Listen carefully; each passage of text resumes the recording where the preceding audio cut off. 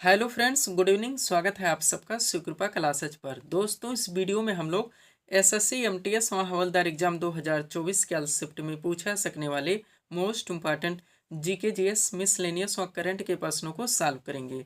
दोस्तों, ये सारे क्वेश्चंस हमारे आपके एग्जाम में पूछे जा रहे हैं। प्रश्नों के सभी टॉपिक्स, प्रश्नों के लेवल व प्रश्नों के टेंस, इसके अलावा दोस्तों आपके प्रीवियस ईयर एग्जाम्स के प्रश्नों को पूरी तरह से एनालाइज करके बनाया गया एक मोस्ट इम्पॉर्टेंट वीडियो है। तो दोस्तों, आप लोग इन्हें कॉन्सेंट्रेट होकर सॉल्व करें। क्वेश्चंस कम सॉल्व होने पर पुनः प्रश्नों का रिवीजन करें, ताकि एसएससी एमटीएस और हवलदार एग्जाम 2024 में आप लोग जीके जीएस मिसलेनियस और करंट के टॉपिक से अच्छे स्कोर कर सकें। ध्यान रखें दोस्तों, आपके एग्जाम में आपका पूरा जीके यानी कि हिस्ट्री, पॉलिटी, ज्योग्राफी, इकोनॉमिक्स, पूरा आपका मिसलेनियस यानी विविध का चैप्टर, पूरा आपका जीएस यानी कि जनरल साइंस और करंट अफेयर्स, इन सभी टॉपिक्स का अच्छा खासा वेटेज है। पूरे 75 नंबर्स के क्वेश्चंस आपके इन सभी टॉपिक से पूछे जा रहे हैं, जहां से आपकी फाइनल मेरिट बनेगी। तो चलिए दोस्तों, ज़्यादा समय न लेते हुए हम लोग इन सभी मोस्ट इंपॉर्टेंट प्रश्नों को सॉल्व करना शुरू करते हैं। दोस्तों, क्वेश्चन से स्टार्ट करेंगे हम लोग जीके के टॉपिक से। पहला क्वेश्चन है हमारा, अस्पृश्यता का अंत भारतीय संविधान के किस अनुच्छेद में वर्णित है? करेक्ट आंसर होगा अनुच्छेद 17 में। क्वेश्चन हमारा किस टॉपिक से लगा हो दोस्तों? फंडामेंटल राइट से, यानी कि मूल अधिकार से, जो कि आपका सुपर टॉपिक है, ट्रेंडिंग टॉपिक है, एवरग्रीन टॉपिक है। आपके हर शिफ्ट में दोस्तों यहाँ से क्वेश्चन देखने को मिलेंगे। तो मोस्ट मार्क सीट आपके सामने लगा दी गई। इस टॉपिक से रिलेटेड जितने भी क्वेश्चंस, जितने भी फैक्ट बन सकते हैं, सब कुछ पूरी तरह से कंप्लीट कर लिया गया है। अगर इस सीट को आप अच्छे से रिवाइज करते हैं, इस टॉपिक से कोई भी क्वेश्चंस आपके एग्जाम में आते हैं, किसी भी टेंट से पूछे आते हैं, ना क्वेश्चन आपसे मिस होंगे और ना ही क्वेश्चन आपसे गलत होंगे। तो चलिए दोस्तों, इस सुपर टॉपिक्स को हम लोग पूरी तरह से कंप्लीट करना शुरू करते हैं। क्वेश्चन था हमारा, अस्पृश्यता का अंत भारतीय संविधान के किस अनुच्छेद में वर्णित है? करेक्ट आंसर होगा अनुच्छेद 17 में। अब इस सीट को दोस्तों थोड़ा सा अपने सामने करेंगे, देखिएगा इंपॉर्टेंट पॉइंट के जरिए आपके मूल अधिकार के टॉपिक्स को पूरी तरह से कंप्लीट किया गया है। शुरू करते हैं हम लोग। पहला पॉइंट है हमारा, भारतीय संविधान में मूल अधिकारों का वर्णन संविधान के अनुच्छेद 12 से 35 तक है, जो कि संविधान का भाग 3 है। दोस्तों ध्यान रखें, हमारे एक एक कॉन्सेप्ट से बहुत सारे फैक्ट, बहुत सारे क्वेश्चंस निकलते हैं, जो कि आपके एग्जाम में ऑलरेडी पूछे जाते हैं और कंटिन्यू रिपीट होते रहते हैं। तो आप लोग सभी फैक्ट को पूरी तरह से प्रिपेयर रखेंगे। नेक्स्ट, प्रारंभ में मूल अधिकारों की संख्या 7 थी, लेकिन 44वें संवैधानिक संशोधन 1978 के द्वारा संपत्ति के अधिकार को मूल अधिकार से हटाकर एक विधिक अधिकार यानी कि एक कानूनी अधिकार बना दिया गया और अनुच्छेद 300 का में जोड़ दिया गया। तब से वर्तमान में टोटल मूल अधिकारों की संख्या 6 है। पूरी तरह से आप प्रिपेयर रहेंगे। अब सबसे पहले उन 6 मूल अधिकारों को देखिए, जहां से क्वेश्चन आपके एग्जाम में डायरेक्टली पूछे जाते हैं। सबसे पहले दोस्तों, समानता का अधिकार, जिसका प्रावधान भारतीय संविधान के अनुच्छेद 14 से लेकर 18 तक है। दूसरा है आपका स्वतंत्रता का अधिकार, जिसका प्रावधान भारतीय संविधान के अनुच्छेद 19 से लेकर 22 तक है।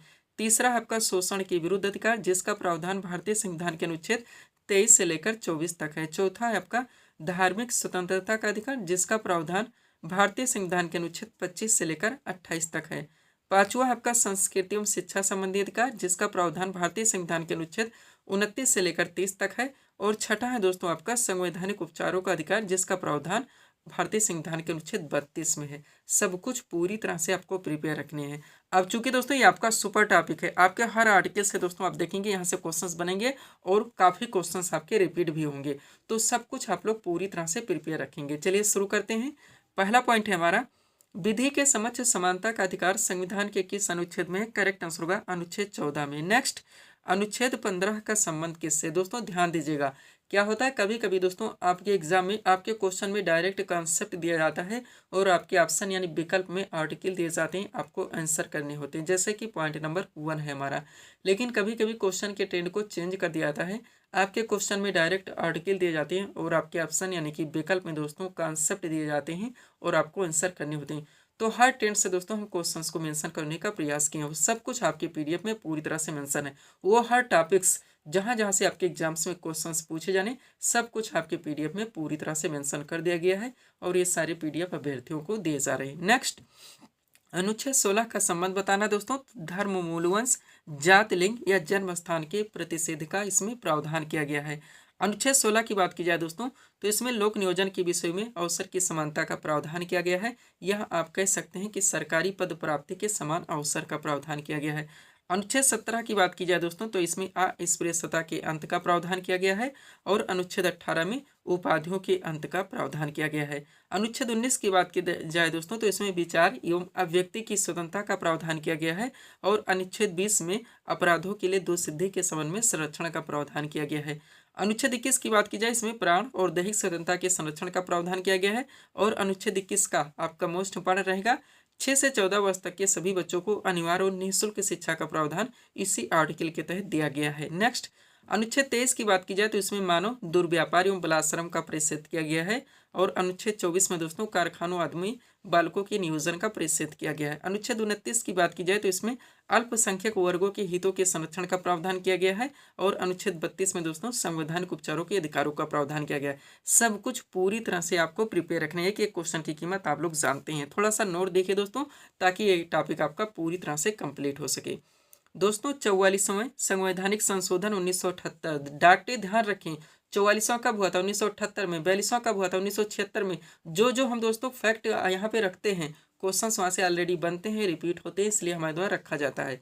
तो 44वें संवैधानिक संशोधन 1978 ने यह स्पष्ट किया कि राष्ट्रपति द्वारा राष्ट्रीय आपातकाल के दौरान अनुच्छेद 20 जिसमें प्रावधान किया गया है अपराधों के लिए दोषसिद्धि के संबंध में संरक्षण और अनुच्छेद 21 जिसमें प्रावधान किया गया है जीवन और व्यक्तिगत स्वतंत्रता की सुरक्षा को निलंबित नहीं किया जा सकता। डायरेक्टली क्वेश्चंस बनते हैं वो कौन कौन से हमारे अधिकार हैं या आर्टिकल है अनुच्छेद है जो कि आपातकाल के दौरान भी नष्ट नहीं होते, खत्म नहीं होते या समाप्त नहीं होते। तो अनुच्छेद 20 और 21 है। लास्ट पॉइंट यहाँ से देखिएगा भारतीय संविधान में वर्णित मूल अधिकार यूएसए के संविधान से लिया गया है। पूरी तरह से आप प्रिपेयर रखेंगे। सब्सक्राइब करें दोस्तों आप हमारे स्टडी चैनल शिवकृपा क्लासेस को इसी तरह के वीडियोस के लिए। आगे बढ़ेंगे दोस्तों, थोड़ा सा पीडीएफ के बारे में बात होगी, पुनः हम लोग अगले टॉपिक्स की ओर बढ़ेंगे। दोस्तों ध्यान दीजिएगा एसएससी ऑल एग्जाम्स और रेलवे ऑल एग्जाम्स का ऑल इन वन कंबाइंड नया वर्जन पीडीएफ पूरी तरह से कंप्लीट किया गया है। इसमें दोस्तों आपके एसएससी और रेलवे के विभिन्न एग्जाम्स के प्रीवियस एग्जाम्स के क्वेश्चंस को भी पूरी तरह से एनालाइज किया गया है। इसके अलावा आपके क्वेश्चंस के लेवल को, उनके वेटेज को, उनके टेंड को भी पूरी तरह से ध्यान में रखा गया है। इनमें आपकी बहुत सारी वैकेंसीज लगी हैं, आप जानते हैं दोस्तों। एसएससी में बात की जाए तो CGL 1 आप दोस्तों टियर 1 आपका समाप्त हो चुका है, टियर 2 की आपकी तैयारी है, MTS आपका चल रहा है, GD भी आपकी लग चुकी है। रेलवे में RPF कांस्टेबल और SI है, LP है, टेक्नीशियन है, NTPC और ग्रुप डी है। इनमें से किसी भी वैकेंसीज में अच्छी फाइट के लिए आप इस PDF को परचेज कर सकते हैं। इसमें आपका साइंस यानी फिजिक्स, केमिस्ट्री और बायो का स्पेशल PDF आएगा। पूरा आपका स्टैटिक GK और मिसलेनियस यानी विविध का दोस्तों स्पेशल PDF आएगा और पूरा आपका करंट का भी स्पेशल PDF आएगा। मात्र 100 रुपीज़ इसकी पेड फीस रखी गई है। व्हाट्सअप नंबर आप लोगों के सामने है जहां पर आप जुड़कर PDF ले सकते हैं। बढ़ेंगे दोस्तों हम लोगों के लिए टॉपिक्स की ओर। अगला क्वेश्चन दोस्तों आपके सामने है, देखेंगे किस टॉपिक से रखा गया है। क्वेश्चन है हमारा देवधर ट्रॉफी किस खेल से संबंधित है। करेक्ट आंसर होगा क्रिकेट से। क्वेश्चन का टॉपिक क्या है दोस्तों, प्रमुख राष्ट्रीय कप एवं ट्रॉफियां। डायरेक्टली क्वेश्चंस बनते हैं, आप लोग जानते हैं दोस्तों कि संतोष ट्रॉफी हो गया, आगा खा कप हो गया, जितने भी हैं किस कप या ट्रॉफियां किस खेल से संबंधित हैं। तो सब कुछ पूरी तरह से प्रिपेयर करके दोस्तों सीट आपके सामने लगा दी गई। इस सीट को आप लोग पूरी तरह से प्रिपेयर रखते हैं। इस टॉपिक से कोई भी क्वेश्चंस आपके एग्जाम में आते हैं ना क्वेश्चन आपसे मिस होंगे और ना ही एग्जाम में आपको तुक्का लगाना पड़ेगा। तो चलिए दोस्तों इस सुपर टॉपिक्स को हम लोग पूरी तरह से कंप्लीट करना शुरू करते हैं। ये सारे टॉपिक्स दोस्तों एसएससी और रेलवे के ट्रेंडिंग टॉपिक्स हैं, आप लोग जानते हैं। क्वेश्चन था हमारा देवधर ट्रॉफी किस खेल से संबंधित है।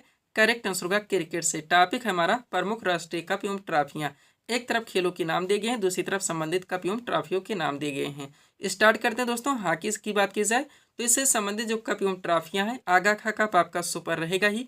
इसके अलावा बेगम रसूल ट्रॉफी जो कि महिलाओं की प्रतियोगिता है, Maharaja Ranjit Singh gold cup, lady Ratan Tata trophy महिलाओं की प्रतियोगिता है, गुरु नानक चैंपियनशिप भी महिलाओं की प्रतियोगिता है। इसके अलावा ध्यानचंद ट्रॉफी हो गया, नेहरू ट्रॉफी हो गया, सिंधिया गोल्ड कप हो गया और वेलिंगटन कप हो गया। ये इतने कप एवं ट्रॉफियां दोस्तों हॉकी से रिलेटेड हैं। पूरी तरह से आप प्रिपेयर रखेंगे।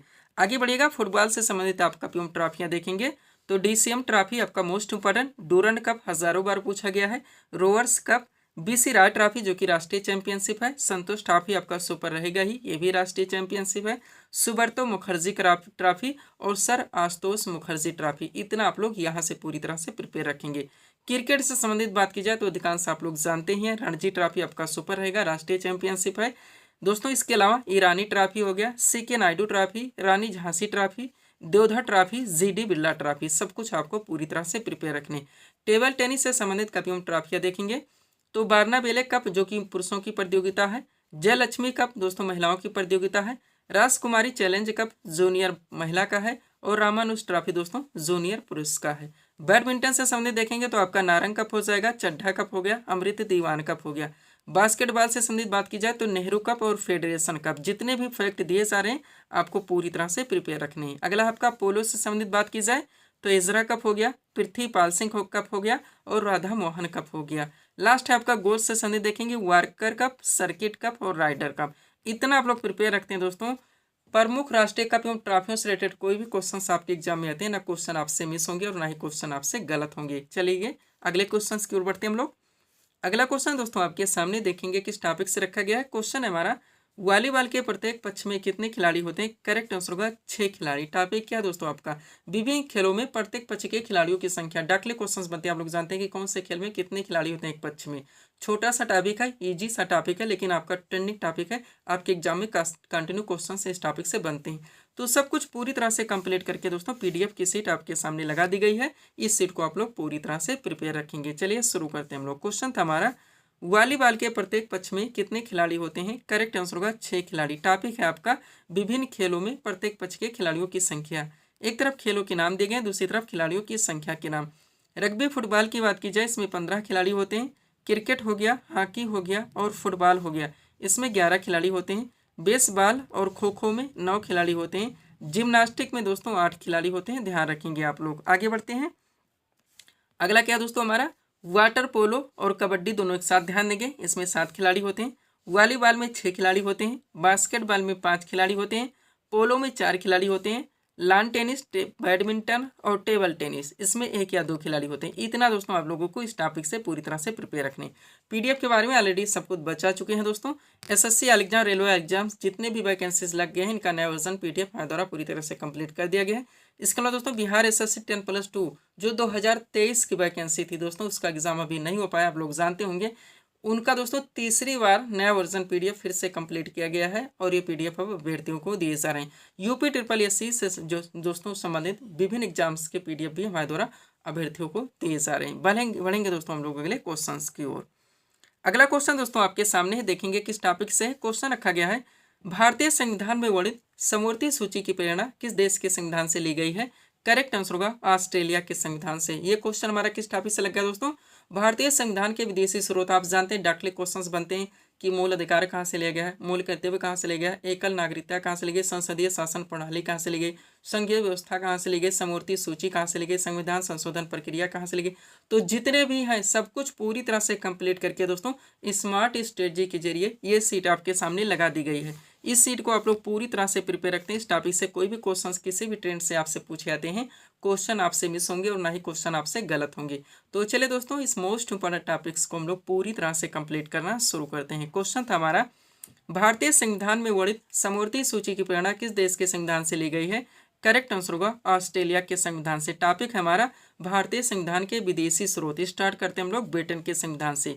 तो सबसे पहले संसदीय शासन पद्धति मोस्ट इंपॉर्टेंट, विधि का शासन मोस्ट इंपॉर्टेंट, मंत्रिमंडलीय प्रणाली, एकल नागरिकता आपका दोस्तों सुपर रहेगा ही, द्विसदनीय प्रणाली, विधायी प्रक्रिया और संसदीय विशेषाधिकार व परमाधिकार लेख। इतने उपबंध या प्रावधान दोस्तों ब्रिटेन के संविधान से लिए गए हैं। पूरी तरह से आप प्रिपेयर रखेंगे। यही वजह है दोस्तों कि हम अपने वीडियोस में कभी ऑप्शन से आपको नहीं पढ़ाते, विकल्प से हम नहीं पढ़ाते, क्योंकि विकल्प से आपकी सारी चीज़ें एक साथ क्लियर नहीं हो पाती, टाइम टेकिंग हो जाता है, कन्फ्यूजन क्रिएट होती है। अगला दोस्तों आप लोग देखेंगे अमेरिका के संविधान से बात की जाए तो उद्देशिका का विचार, न्यायिक पुनर्विलोकन, न्यायपालिका की स्वतंत्रता, मूल अधिकार आपका सुपर रहेगा ही, उपराष्ट्रपति का पद, राष्ट्रपति पर महाभियोग और उच्चतम न्यायालय तथा उच्च न्यायालय के न्यायाधीशों को हटाए जाने के उपबंध। ये इतने प्रावधान दोस्तों अमेरिका के संविधान से लिए गए हैं। पूरी तरह से आप प्रिपेयर रखेंगे। आगे बढ़िएगा।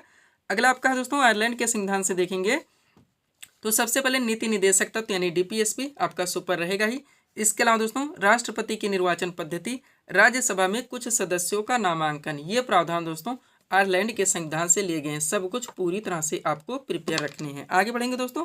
अगला आपका क्या है कनाडा के संविधान से देखेंगे तो सशक्त केंद्र के साथ संघीय व्यवस्था आपका सुपर रहेगा, राष्ट्रपति द्वारा राज्यपालों की नियुक्ति, उच्चतम न्यायालय का परामर्शी न्याय निर्णय और अवशिष्ट शक्तियों का केंद्र में निहित होना, ये प्रावधान कनाडा के संविधान से लिए गए हैं।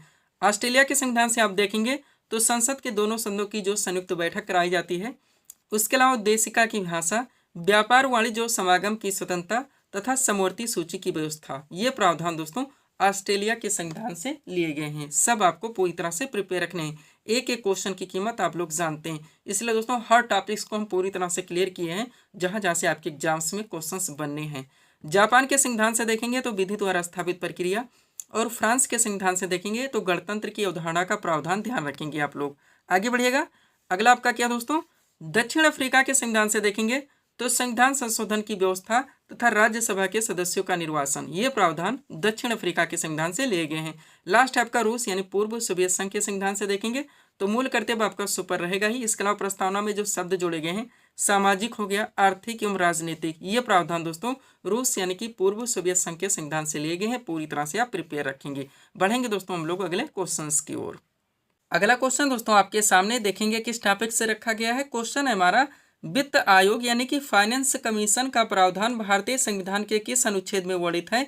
करेक्ट आंसर होगा अनुच्छेद 280 में। क्वेश्चन हमारा किस टॉपिक से लग गया दोस्तों, भारतीय संविधान के महत्वपूर्ण अनुच्छेद एवं संबंधित प्रावधान। आपका सुपर टॉपिक, आपका trending topic, ever green topic. आप देखेंगे दोस्तों आपके हर शिफ्ट में ऐसे क्वेश्चंस बनेंगे और कंटिन्यू रिपीट होंगे। तो जितने भी दोस्तों भारतीय संविधान के महत्वपूर्ण आर्टिकल से संबंधित क्वेश्चंस बन सकते हैं, सीट आपके सामने लगा दी गई। 100% सब कुछ पूरी तरह से कंप्लीट कर लिया गया है। अगर इस सीट को आप अच्छे से रिवाइज रखते हैं दोस्तों, कोई भी क्वेश्चंस आपके इस टॉपिक से आपके एग्जाम में मिस नहीं हो सकती। तो चलिए दोस्तों इस मोस्ट इंपॉर्टेंट टॉपिक्स को हम लोग पूरी तरह से कंप्लीट करना शुरू करते हैं। क्वेश्चन था हमारा, वित्त आयोग यानी कि फाइनेंस कमीशन का प्रावधान भारतीय संविधान के किस अनुच्छेद में वर्णित है। करेक्ट आंसर होगा अनुच्छेद 280 में। चलिए दोस्तों थोड़ा सा इस सीट को अपने सामने करते हैं। देखिएगा टॉपिक है हमारा भारतीय संविधान के महत्वपूर्ण अनुच्छेद एवं संबंधित प्रावधान। एक तरफ संबंधित प्रावधान दिया गया है, दूसरी तरफ भारतीय संविधान के महत्वपूर्ण अनुच्छेद दिए गए हैं। बात की जाए दोस्तों संघ का नाम और राज्य क्षेत्र, तो इसका प्रावधान भारतीय संविधान के अनुच्छेद 1 में है। नए राज्यों का प्रवेश या स्थापना, इसका प्रावधान भारतीय संविधान के अनुच्छेद 2 में है। नेक्स्ट, संविधान के प्रारंभ के समय नागरिकता, या आप कह सकते हैं कि नागरिकता संबंधी प्रावधान तो भारतीय संविधान के अनुच्छेद 5 में है। और विधि के समक्ष समानता का अधिकार का प्रावधान भारतीय संविधान के अनुच्छेद 14 में है। नेक्स्ट, धर्म, मूल वंश, जात, लिंग या जन्म स्थान के आधार पर विभेद का प्रतिषेध का प्रावधान भारतीय संविधान के अनुच्छेद 15 में है। वह लोक नियोजन के विषय में अवसर की समानता का प्रावधान भारतीय संविधान के अनुच्छेद 16 में है। सब कुछ पूरी तरह से आपको प्रिपेयर रखने हैं। आगे बढ़िएगा दोस्तों।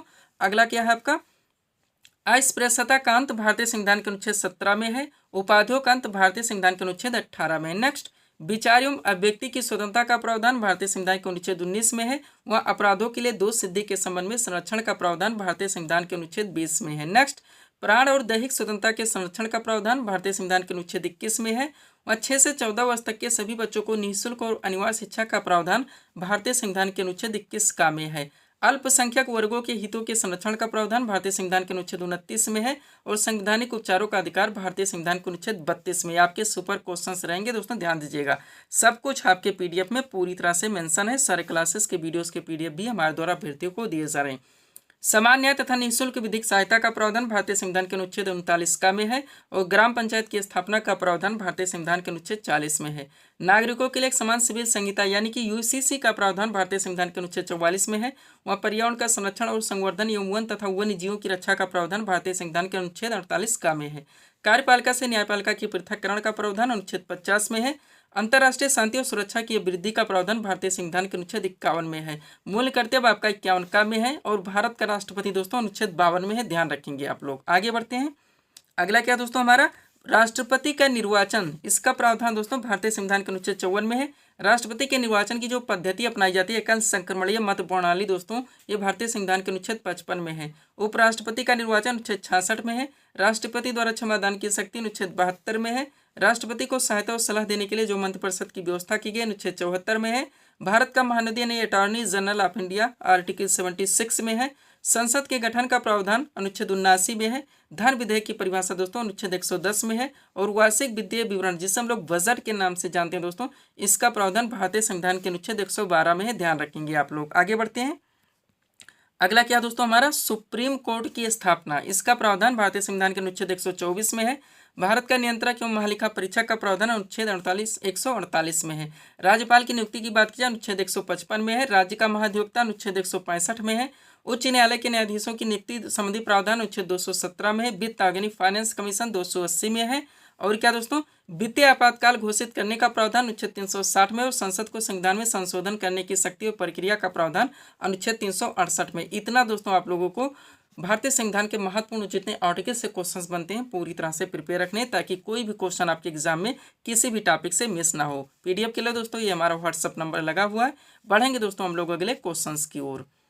अगला क्वेश्चन दोस्तों हमारे सामने है, देखेंगे किस टॉपिक से रखा गया है। क्वेश्चन है हमारा, आयरलैंड की राजधानी डबलिन किस नदी के तट पर स्थित है? करेक्ट आंसर होगा लीफे नदी के तट पर। टॉपिक क्या दोस्तों हमारा, नदियों के तट पर बसे विश्व के प्रमुख नगर। आपका सुपर टॉपिक आप लोग जानते हैं। यहाँ पे दोस्तों हम राजधानी भी क्लियर करवाने का प्रयास किए हैं, इसलिए क्वेश्चन भी मेंशन कर दिए ताकि किसी भी ट्रेंड से क्वेश्चन आपके मिस ना हो। और इसी के साथ दोस्तों भारत के जितने मुख्य नगर हैं किस नदी के तट पर स्थित है, इनको भी दोस्तों अगले क्वेश्चंस में यहीं पे हम लोग पूरी तरह से कंप्लीट करेंगे। यानी ये टॉपिक आपका दोस्तों नेशनल या इंटरनेशनल लेवल पे यहीं पे पूरी तरह से कंप्लीट हो सके। चलिए शुरू करते हैं हम लोग। क्वेश्चन था हमारा, आयरलैंड की राजधानी डबलिन किस नदी के तट पर स्थित है? करेक्ट आंसर होगा लीफे नदी के तट पर। टॉपिक है आपका नदियों के तट पर बसे विश्व के प्रमुख नगर। सबसे पहले नगरों के नाम, फिर नदियों के नाम, फिर नगरों के नाम, फिर नदियों के नाम। बात की जाए दोस्तों लंदन जो कि इंग्लैंड की राजधानी है, टेम्स नदी के तट पर है। दोस्तों बर्लिन जो कि जर्मनी की राजधानी, स्पीरी नदी के तट पर स्थित है। बेलग्रेड जो कि सर्बिया की राजधानी, डेन्यूब नदी के तट पर स्थित है। ऑस्ट्रिया की राजधानी वियना आपका भी दोस्तों डेन्यूब नदी के तट पर स्थित है। पुर्तगाल की राजधानी लिस्बन दोस्तों ये टाइगोस नदी के तट पर स्थित है। आयरलैंड की राजधानी डबलिन दोस्तों ये लीफे नदी के तट पर स्थित है। ध्यान रखेंगे आप लोग। आगे बढ़ते हैं।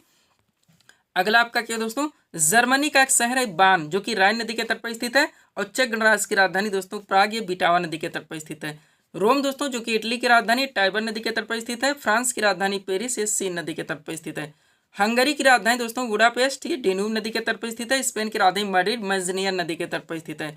वाशिंगटन यूएसए की राजधानी पोटोमैक नदी के तट पर स्थित है। और म्यांमार की राजधानी दोस्तों रंगून ये इरावदी नदी के तट पर स्थित है। ऑस्ट्रेलिया का एक शहर है दोस्तों जो कि स्वान का पर्थ कहा जाता है, ये स्वान नदी के तट पर स्थित है। और दोस्तों जापान की राजधानी टोक्यो ये अराकाव नदी के तट पर स्थित है। ऑस्ट्रेलिया का एक शहर है सिडनी जो कि डार्लिंग नदी के तट पर स्थित है। और यूएसए का एक शहर है दोस्तों न्यूयॉर्क जो कि हडसन नदी के तट पर स्थित है। पाकिस्तान का एक शहर है कराची जो कि सिंधु नदी के तट पर स्थित है। और पाकिस्तान का एक शहर है दोस्तों लाहौर जो कि रावी नदी के तट पर स्थित है। चीन का एक शहर है शंघाई जो कि यांगटी से क्यांग नदी के तट पर स्थित है। और इराक की राजधानी बगदाद ये टिग्रिस नदी के तट पर स्थित है। ये टॉपिक आपका यहाँ पे कंप्लीट होता है दोस्तों, विश्व के प्रमुख नगर, उनकी राजधानी और किस नदी के तट पर स्थित है। अब चलिए भारत के परिप्रेक्ष्य में इसको हम लोग पूरी तरह से कंप्लीट करेंगे। देखिएगा क्वेश्चन है हमारा, अहमदाबाद किस नदी के तट पर स्थित नगर है? करेक्ट आंसर होगा साबर नदी के तट पर। टॉपिक है आपका नदियों के तट पर बसे भारत के प्रमुख शहर। स्टार्ट करते हैं। नगरों के नाम दोस्तों, फिर नदियों के नाम, फिर नगरों के नाम, फिर नदियों के नाम। बात की जाए आगरा तो यमुना नदी के तट पर स्थित है। अहमदाबाद साबरमती नदी के तट पर स्थित है। नेक्स्ट कटक आपका महानदी के तट पर स्थित है। कोलकाता दोस्तों हुगली नदी के तट पर स्थित है। हरिद्वार गंगा नदी के तट पर स्थित है। गुवाहाटी आपका ब्रह्मपुत्र नदी के तट पर स्थित है। नासिक दोस्तों गोदावरी नदी के तट पर स्थित है। पणजी आपका दोस्तों मांडवी नदी के तट पर स्थित है। ध्यान रखेंगे आप लोग। अगला आपका क्या है, उज्जैन जो कि दोस्तों छिप्रा नदी के तट पर स्थित है। और सूरत आपका ताप्ती नदी के तट पर स्थित है। श्रीनगर ये झेलम नदी के तट पर स्थित है। अयोध्या सरयू नदी के तट पर स्थित है। तिरुचिरापल्ली कावेरी नदी के तट पर स्थित है। हैदराबाद मूसी नदी के तट पर स्थित है। जौनपुर गोमती नदी के तट पर स्थित है। संबलपुर महानदी के तट पर स्थित है। नेक्स्ट डिब्रूगढ़ ब्रह्मपुत्र नदी के तट पर स्थित है। लखनऊ दोस्तों गोमती नदी के तट पर स्थित है। पटना गंगा नदी के तट पर स्थित है। इलाहाबाद जिसका नाम चेंज करके प्रयागराज किया गया गंगा यमुना के संगम पर स्थित है। ध्यान रखेंगे। आगे बढ़ते हैं। सब्सक्राइब करें आप हमारे स्टडी चैनल शिवकृपा क्लासेज को इसी तरह के वीडियोस के लिए। अगला क्वेश्चन दोस्तों आपके सामने देखेंगे किस टॉपिक से रखा गया है। क्वेश्चन है हमारा, एनीमिया रोग किसकी कमी से होता है? करेक्ट आंसर होगा आयरन की कमी से। क्वेश्चन हमारा किस टॉपिक से लगा दोस्तों? जनरल साइंस में जो आपका बायो का टॉपिक है, सबसे ज्यादा वेटेज का टॉपिक है दोस्तों जनरल साइंस में। यहाँ से आपका दोस्तों क्वेश्चंस लगाया गया है। मोस्ट ऑफ क्वेश्चंस को कलेक्शन करके आपके सामने सीट लगाई गई। बहुत सारे दोस्तों बायो के टॉपिक के क्वेश्चंस इसमें अपडेट किए गए हैं। इस सीट को आप अच्छे से रिवाइज करते हैं दोस्तों तो बहुत सारे क्वेश्चंस आपके एक साथ क्लियर रहेंगे। तो चलिए दोस्तों इस मोस्ट इंपॉर्टेंट टॉपिक्स को हम लोग पूरी तरह से कंप्लीट करना शुरू करते हैं। क्वेश्चन था हमारा, एनीमिया रोग किसकी कमी से होता है? करेक्ट आंसर होगा आयरन की कमी से। अब थोड़ा सा दोस्तों इस सीट को अपने सामने करेंगे। देखिएगा पहला क्वेश्चन है हमारा, टिक्का रोग किस फसल से संबंधित है? करेक्ट आंसर होगा मूंगफली से। नेक्स्ट रेड राट रोग किस फसल से संबंधित है दोस्तों? तो एक गन्ना से। एक क्वेश्चन आप लोग कॉन्सेंट्रेट होकर ध्यान देंगे। नेक्स्ट अंगूर लता किस फसल की प्रजाति है? तो टमाटर की। और कुफरी चमत्कार किस फसल की प्रमुख प्रजाति है? करेक्ट आंसर होगा आलू की। नेक्स्ट भारत में सबसे ज्यादा उत्पादन किस फसल का होता है? तो धान का होता है। भारत में धान की सबसे अधिक खेती किस राज्य में होती है? पश्चिम बंगाल में। और गन्ना का लाल सड़न रोग किसके कारण होता है? फफूंदी के कारण। और हाइड्रोपोनिक्स क्या दोस्तों? तो बिना मृदा के पौधों की खेती है। नेक्स्ट, फूल गोभी यानी कि कॉलीफ्लावर का कौन सा भाग खाया जाता है? पुष्पक्रम है। ट्रक फार्मिंग क्या दोस्तों? तो व्यापारिक स्तर पर सब्जियों की खेती है। नेक्स्ट, पकने पर टमाटर का रंग किसकी उपस्थिति के कारण लाल हो जाता है? तो लाइकोपिन के। नारियल का खाने योग्य भाग होता है वो भ्रूणपोष है। और लीची फल का खाने योग्य भाग होता है दोस्तों तो ये एरिल है, ध्यान रखेंगे आप लोग। आगे बढ़ते हैं। अगला क्वेश्चन क्या दोस्तों हमारा? नाशपाती यानी कि पियर का कौन सा भाग खाया जाता है? तो गुद्देदार पुष्पासन है। नेक्स्ट, पौधे की किस भाग से काफी प्राप्त होती है? तो बीजों से। कोनन प्राप्त होता है सिनकोना की छाल से। नेक्स्ट, दालचीनी पेड़ के किस भाग से प्राप्त होती है? छाल से। तारपीन का तेल प्राप्त किया जाता है चीड़ से। अफीम पौधे के किस भाग से प्राप्त होती है? तो फूल से। और दोस्तों पौधे में वाष्पोत्सर्जन की क्रिया किस में होती है? तो पत्तियों से होती है। नेक्स्ट, प्राकृतिक वर्ण सिद्धांत का प्रतिपादन किसने किया था? डार्विन ने। वंशागत के नियमों के अध्ययन को क्या कहते हैं? आनुवंशिकी। जनसंख्या का अध्ययन क्या कहलाता है? डेमोग्राफी। विकास का सिद्धांत किसके द्वारा दिया गया था? चार्ल्स डार्विन के द्वारा। रेबीज के टीके की खोज किसने की थी? लुई पास्चर ने। नेचुरल सिलेक्शन का सिद्धांत किसने दिया था? चार्ल्स डार्विन ने। ध्यान रखेंगे आप लोग। आगे बढ़ते हैं। अगला क्वेश्चन क्या है दोस्तों हमारा? मनुष्य के शरीर में सबसे लंबी कोशिका कौन सी होती है? तो तंत्रिका कोशिका है। डीएनए का डबल हेलिक्स मॉडल किसने दिया? वाटसन तथा क्रिक ने। जैव विकास को सर्वप्रथम किसने समझाया था? लैमार्क ने। और उत्परिवर्तन यानी कि म्यूटेशन के सिद्धांत के जन्मदाता कौन थे? तो डी विरीज थे, ध्यान रखेंगे। नेक्स्ट, परवाल यानी कि कोरल से क्या है? तो एक समुद्री जीव है। रेशम के कीड़े पालने को कहते हैं सेरिकल्चर। पित्त यानी बाइल कहाँ पर जमा होता है? पित्ताशय में। पेसमेकर का संबंध किससे? हृदय से। पेसमेकर का कार्य क्या है? दिल की धड़कन प्रारंभ करना। नेक्स्ट, रक्त का शुद्धिकरण कहाँ पर होता है? किडनी में। रक्त में लाल रंग किसके कारण होता है? हीमोग्लोबिन के। शरीर में हीमोग्लोबिन का कार्य क्या है? ऑक्सीजन का परिवहन करना। और मानव शरीर में लाल रक्तकण का निर्माण कहाँ होता है? तो ये अस्थिमज्जा में होता है, ध्यान रखेंगे आप लोग। आगे बढ़ते हैं दोस्तों। अगला क्वेश्चन आपका क्या है? मानव शरीर में लाल रक्तकण यानी कि रेड ब्लड सेल्स का निर्माण कहाँ होता है? अस्थिमज्जा में। सफेद रक्तकण यानी कि WBC व्हाइट ब्लड सेल्स का प्रमुख कार्य रोग प्रतिरोधक क्षमता धारण करना।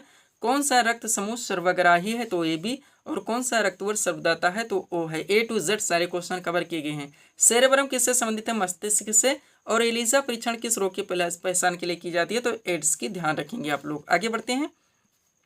अगला क्वेश्चन है दोस्तों आपका, जीन शब्द का सर्वप्रथम प्रयोग किसने किया था? जोहानसन ने। आलू का खाने योग्य भाग कौन सा होता है? तो तना है। हार्डोफोबिया रोग किसके द्वारा उत्पन्न होता है? तो इसका वाहक विषाणु है। डायनासोर थे मैसोजोइक सरीसृप। एनीमिया रोग किसके कमी से होता है? आयरन की कमी से, जो हमारा क्वेश्चन था। प्रदूषण में सर्वाधिक हानि दोस्तों वायु प्रदूषण में सर्वाधिक हानिकारक गैस है तो कार्बन मोनोऑक्साइड। और पीलिया रोग में शरीर का कौन सा अंग प्रभावित होता है? तो यकृत है। क्या दोस्तों? यकृत है।